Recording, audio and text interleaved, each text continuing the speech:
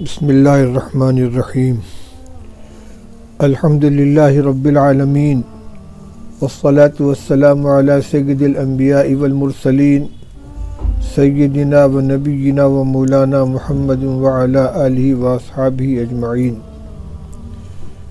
اما بعد. محترم علماء کرام، اساتذہ مدارس عربیہ، ائمہ مساجد، ذمہ داران مجالس تحفظ ختم نبوت اور جملہ حاضرین و شرکاء مجلس، آپ حضرات کے علم میں ہے کہ مرکز تحفظ اسلام کے زیر انتظام 5 روزہ ورکشاپ کل مکمل ہوا ہے. اس تربیتی کیمپ کے اندر خاص طور پر گوہر شاہیت کے فتنے کا تعارف، ان کے ناپاک گندے عقائد کا تذکرہ اور ان کی نقاب کشائی کی گئی تھی. باطل فرقے تو بلکہ باطل جماعتیں اور مذاہب بہت سے ہیں، لیکن اسلام کے نام پر گمراہی پھیلانے والے جو مذاہب ہیں، جو فرقے ہیں، جو جماعتیں ہیں، عام طور پر ہندوستان کے اندر قدیم زمانے سے قادیانیت کا فتنہ لوگوں کی نگاہوں میں تھا. کچھ دنوں سے اس میں ایک اضافہ شکیل بن حنیف کے فتنے کا ہوا، اور علاقائی طور پر صدیق دیندار، چن بشیشور، فیاض بھیا اور اس طرح کے دوسرے فرقے بھی سامنے آتے رہے. اور دیکھا جائے تو بنیادی طور پر ان تمام کی گمراہی کا تعلق یا تو حضرت عیسیٰ علیہ السلام یا حضرت مہدی علیہ السلام کے بارے میں من گھڑت عقائد اور نظریات سے تھا، یا خفیہ طور پر چور دروازے سے دعوی نبوت سے تھا. اس لیے ان تمام فتنوں کے لیے تحفظ ختم نبوت کا پلیٹ فارم، اس کی مجلس اور اس کا عنوان اپنے جامعیت کے ساتھ رد کرنے کے لیے اور امت کو ان فتنوں سے بچانے کے لیے کافی تھا. لیکن ابھی مولانا ارشد علی صاحب قاسمی زیدہ مجدہم کے تربیتی بیانات کے کچھ حصے جو میں نے سنے تو سن کر رونگٹے کھڑے ہو گئے کہ یا اللہ، اسلام کے نام پر بھی اس قدر گندے عقائد، جس میں اللہ جل شانہ کی توہین، انبیاء علیہ السلام کی توہین، نبی کریم صلی اللہ علیہ وسلم کی حیثیت کو مجروح کرنا، اور اسی طریقے سے نماز جیسی اہم عبادت کے بارے میں گمراہی، یہ اسلام کے نام پر اور اسلام کے پردے کے اندر اس طرح کی گمراہی پھیلانا بھی ممکن ہو سکتا ہے. لیکن اگر صرف یہ دعویٰ ہوتا تو شاید یقین نہ آتا.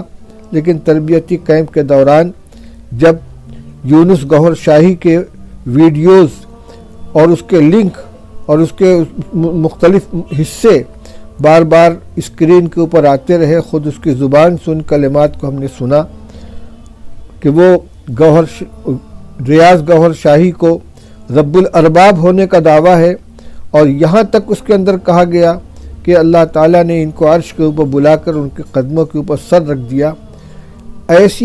ایسی گندی ذہنیت رکھنے والا، اور یعنی رب الارباب تو ریاض گوہر شاہی ہے، اور اللہ جل شانہ جو کہ رب العالمین ہے، خود ان کا بھی وہ رب ہے، نعوذ باللہ من ذالک. اسی طریقے سے آدم علیہ السلام کے بارے میں یہ کہنا کہ وہ دھکے دے کر جنت سے نکالے گئے، یعنی ان کی عصمت اور انبیاء علیہ السلام کی عصمت و پاک دامنی کے اوپر دھبا، اور اس امت کا جو متفقہ عقیدہ ہے انبیاء علیہ السلام کی عصمت کا، اس کا مذاق اڑانا.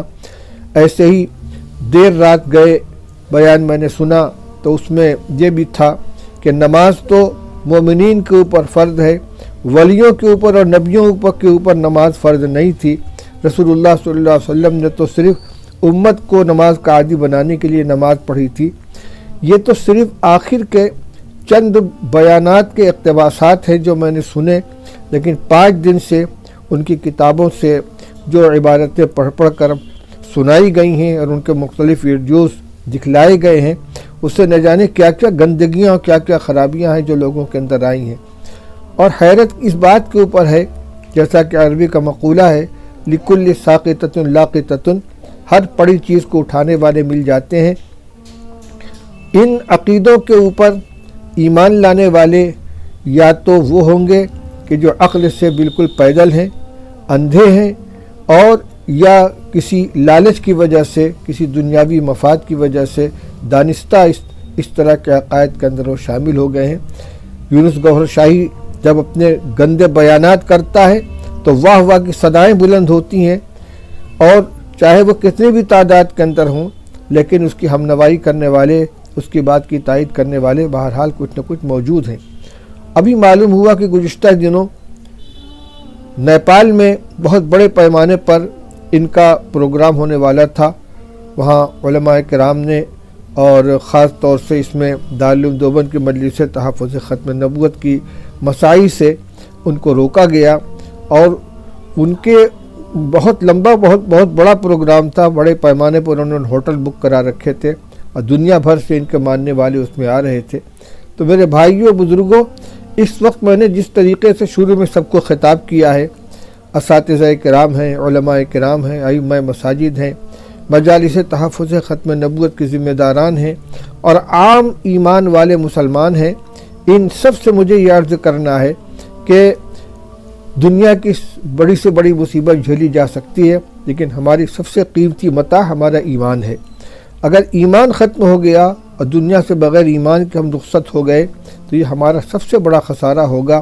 ابدالآباد کی زندگی میں ہم ناکام ہوں گے، اور ہمارا کام صرف اپنے آپ کو، اپنے ایمان کی حفاظت کرنا نہیں ہے، بلکہ ایک طرف اپنے اہل و عیال، اپنے اہل خانہ، اپنے پڑوسیوں، اپنی مسجد کے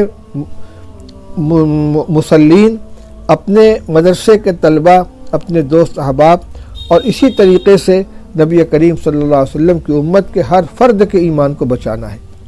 اس سلسلے میں ہمیں کئی کام کرنے کی ضرورت ہے۔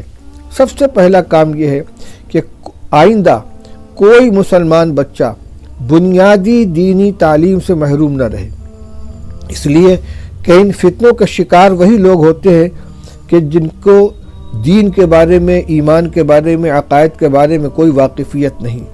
ان کو جو پٹی پڑھا دی جائے وہ اس کو صحیح سمجھ لیتے ہیں۔ حضرت عیسیٰ علیہ السلام کے بارے میں تمام پیشین گوئیاں موجود ہیں، مہدی علیہ السلام کے بارے میں پیشین گوئیاں موجود ہیں۔ حدیث کی کتابوں میں نبی کریم صلی اللہ علیہ وسلم نے واضح پیشین گوئیاں فرمائی ہیں، علامتیں بتلائی ہیں، جس کے ذریعے سے صحیح اور غلط دعوے کو پہچانا جا سکتا ہے۔ لیکن جب اس کی واقفیت ہی نہیں ہوگی تو آدمی غلط فہمی کا بھی شکار ہو سکتا ہے، گمراہی کا نشانہ بن سکتا ہے۔ اس لیے ہر بچے کو اگر وہ باقاعدہ دینی تعلیم حاصل کرتا ہے، مدرسے کے اندر عالم فاضل کی تعلیم حاصل کرتا ہے، تو اس کے سامنے حدیث کی کتابوں میں اشراط الساعہ وغیرہ کے عنوان سے وہ علامتیں آئیں گی، وہ نشانیاں آئیں گی۔ لیکن اگر اعلیٰ تعلیم حاصل کرنے کا موقع نہیں ملتا، کیونکہ وہ تو شاید 1% بھی امت کے اندر علم حاصل کرنے والے، دینی تعلیم کے اعلیٰ مقام تک پہنچنے والے نہیں ہوتے، تو کم سے کم بنیادی دینی تعلیم کا بتانا سب کے لیے ضروری ہے۔ تعلیم الاسلام کا رسالہ ہے۔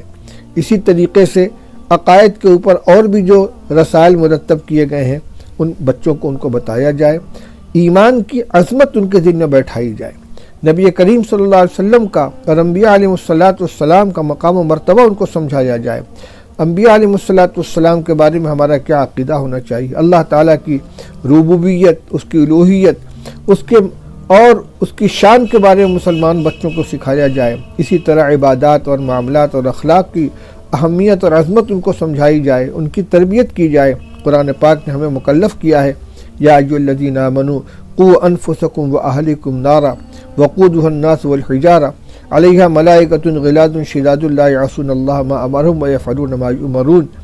اپنی بھی حفاظت کرنی ہے، اپنے اہل و عیال کی بھی حفاظت کرنی ہے۔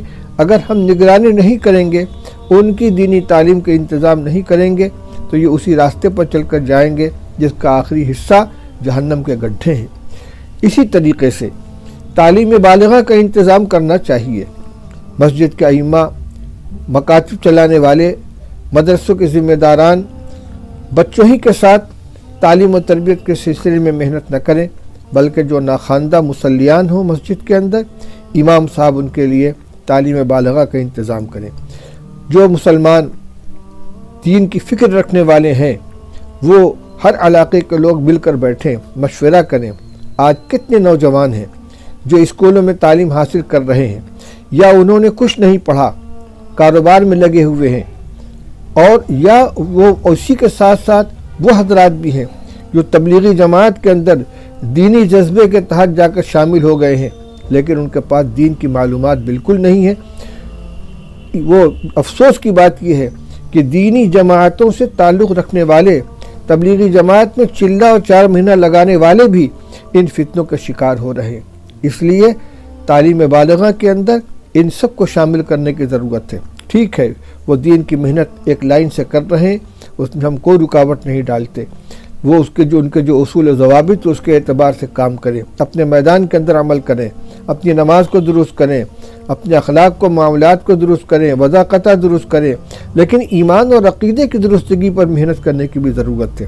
کالج اسکول کے طلبہ کے لیے بھی محنت ہونی چاہیے، کاروبار کرنے والے نوجوانوں کے لیے محنت ہونی چاہیے، بڑے بوڑھوں کے اندر بھی جو اس طرح کے لوگ ہوں کہ جو بالکل ناواقف ہیں، ان کے ساتھ محنت کرنی چاہیے۔ مکاتب کا نظام بچوں کے لیے الگ، بالغان کے لیے الگ ہو۔ ایسے ہی گھروں کے اندر دینی تعلیم کا نظام ہونا ضروری ہے، اس لیے کہ ہم یہ معلوم ہوا ہے کہ ان باطل فرقوں میں ہر سطح کے اوپر محنت ہو رہی ہے۔ عورتوں کے اندر محنت کرتی ہیں، بچوں کے اندر محنت کرتے ہیں۔ ابھی پڑوس کے ملک سے کچھ لوگ آئے تھے، وہ بتلا رہے تھے کہ ان کے عیسائیوں کی جو محنت ہوتی ہے، تو ابھی وہاں زامبیا وغیرہ کے اندر اور دوسرے ملکوں کے اندر جہاں کالوں کی بستی ہے، غریب لوگ ہیں، تو عیسائیوں کی مشنریاں باقاعدہ وہاں اپنے گروپ بھیجتی ہیں، بالغ لوگوں میں، بچوں میں، عورتوں میں تبلیغ کرتی ہیں، ان کی امداد کرتی ہیں، اور بڑی تعداد میں لوگ اسلام سے پھر کر غیروں کا شکار ہو رہے ہیں۔ تو یہ صرف زامبیا یا دور دراز کے ملکوں کا مسئلہ نہیں ہے، ہمارے یہاں بھی پہاڑی علاقوں میں، سرحدی علاقوں میں جہاں ہم نہیں پہنچ پاتے، وہاں ان کی محنتیں ہو رہی ہیں۔ قادیانی اپنی محنت کر رہے ہیں، عیسائی اپنی محنت کر رہے ہیں۔ یہ گوہر شاہی کا فتنہ تو انتہائی خطرناک قسم کا ہے۔ میں بہرحال موضوع سے متعلق جو معلومات تھی، اگر آپ نے کیمپ کے اندر شرکت کی ہے تو آپ کو اس کا اندازہ ہوگا۔ اس میں کتابوں کی بھی نشاندہی کی گئی ہے کہ ان کے عقائد کیا ہیں، کن کتابوں کے اندر ہیں۔ میں تو ذمہ داری کا احساس دلانا چاہتا ہوں، اہل مدارس ہوں، اہل مکاتب ہوں، اہل مساجد ہوں، ملت کے ذمہ دار حضرات ہوں، امت کی ایمان کی حفاظت کے لیے فکر کریں، اپنے بچوں کی بھی تعلیم کی فکر کریں، گھر میں عورتوں کی تعلیم کی فکر کریں، دینی تعلیم کا گھر میں نظم ہو، دینی کتابیں پڑھی جائیں، عقائد سے متعلق ان کو آگاہ کیا جائے۔ اسی طریقے سے جو کالج کے اسٹوڈنٹ ہیں، بچے اور بچیاں ہیں، ان کا انتظام کیا جائے۔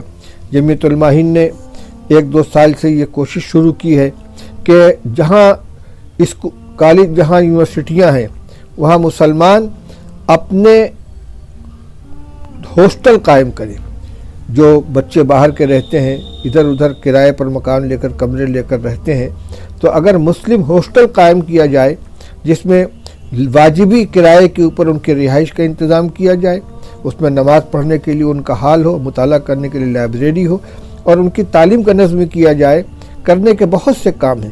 انشاءاللہ وہ کالج کے ماحول میں رہتے ہوئے دینی تعلیم سے بھی آراستہ ہوں گے، ان کے عقیدے بھی درست ہوں گے۔ اللہ تعالیٰ جزائے خیر عطا فرمائے مرکز تحفظ اسلام کے ذمہ داران کو، اس نے انتظام کرنے والوں کو بھی، اور اس کے پروگرام میں حصہ لینے والے خاص طور سے مولانا ارشد صاحب قاسمی زیدہ مجدوم کو۔ بڑی محنت کی انہوں نے اور بڑے مفصل بیانات کیے ہیں۔ دوسری بات میں یہ بھی عرض کرنا چاہوں گا کہ اس وقت ہنگامی طور پر 5 دن کا یہ تربیتی کیمپ لگایا گیا ہے، لیکن مطمئن ہو کر نہیں بیٹھ جانا چاہیے، اس لیے کہ دشمن بہت گھات میں لگے ہوئے ہیں۔ ان 4-5 دن کے پروگرام سے یقیناً بیداری آئے گی، لیکن کسی نہ کسی سطح کے اوپر آپس میں مذاکرہ، رابطے کا قیام، معلومات کا تبادلہ، اور تربیت کا سلسلہ برابر جاری رہنا چاہیے۔ میں اپنی دعائیں بھی پیش کرتا ہوں کہ اللہ تعالیٰ حضرات کے عزم و ہمت کے اندر اور قوت پیدا فرمائے، خدمات کو قبول فرمائے اور ہر فرد کو اپنی ذمہ داری ادا کرنے کی توفیق عطا فرمائے۔ درود شریف پڑھیں۔ اللہم صلی علی سیدنا و شفیعنا و حبیبنا و نبینا و مولانا محمد وعلی آلہ و صحبہ وبارک وسلم۔ ربنا آتنا فی الدنیا حسنۃ وفی الآخرۃ حسنۃ وقنا عذاب النار۔ اللهم ألهمنا مراشد أمورنا وأعذنا من شرور أنفسنا ومن سيئات أعمالنا۔ اللهم إنا نعوذ بك من شرور أنفسنا ومن سيئات أعمالنا۔ اللهم إنا نعوذ بك من شرور أنفسنا ومن سيئات أعمالنا۔ اے اللہ، تو نے اپنے دین کی جو امانت ہمارے سپرد فرمائی ہے، اللہ ان کی حفاظت کرنے کی توفیق عطا فرما۔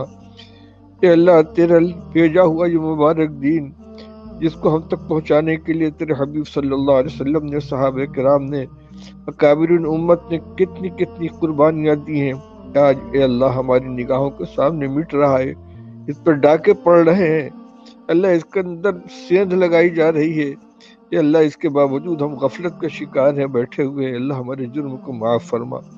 اے اللہ ہمارے جو احباب ان فتنوں کے دفاع ختم کرنے کے لیے ٹوٹی پھوٹی کوششیں کر رہے ہیں، اللہ ان کو قوت عطا فرما، قبولیت عطا فرما، ان کو پر تاثیر بنا دے۔ اے اللہ ہمارے جو بھائی ایمان سے بھٹک کر غیروں کے شکار ہو گئے ہیں، اللہ ان کو ہدایت نصیب فرما۔ وہ ہمارے بھائی تھے، اے اللہ ان کو بھیڑیے اچک لے گئے، اے اللہ ان کی ایمان کو واپس فرما دے، ان کو ہدایت نصیب فرما، ان کے ایمان کی حفاظت فرما۔ اور جو ہمارے نوجوان اے اللہ دین سے ناواقف ہیں، اللہ ان کے ایمان کی حفاظت فرما، ہم سب کے ایمان کی حفاظت فرما۔ آنے والے فتنوں کے اوپر بند لگا دے، جو فتنے موجود ان کو ختم کرنے کی توفیق عطا فرما۔ ہماری ٹوٹی پھوٹی خدمات کو قبول فرما۔ ہمارے جو نوجوان مرکز تحفظ اسلام اور مجلس تحفظ ختم نبوت کی لائن سے محنت کر رہے ہیں، اللہ اس کو قبول فرما۔ ہمارے جو علماء، جو احباب ان مجالس کے اندر شریک رہے ہیں، جنہوں نے اس میں قربانیاں دی ہیں، محنتیں کی ہیں، اللہ ان کی خدمات کو قبول فرما، ہم سب کے ایمان کے تحفظ کا ذریعہ بنا۔ ربنا آتنا فی الدنیا حسنۃ وفی الآخرۃ حسنۃ وقنا عذاب النار۔ اللہ ہماری کوتاہیوں کو معاف فرما، ہمیں اپنی ذمہ داری کا احساس نصیب فرما، ہمارے نسلوں کی ایمان کی حفاظت فرما، آنے والی جو ہماری اولادیں ہیں اللہ ان کے ایمان کی حفاظت فرما۔ ربنا تقبل منا انک انت السمیع العلیم وتب علینا انک انت التواب الرحیم۔ صلی اللہ تعالی علی خیر خلق محمد وآلہ وصحبہ اجمعین برحمتک یا ارحم الراحمین۔ شکرا یا ربی شکرا۔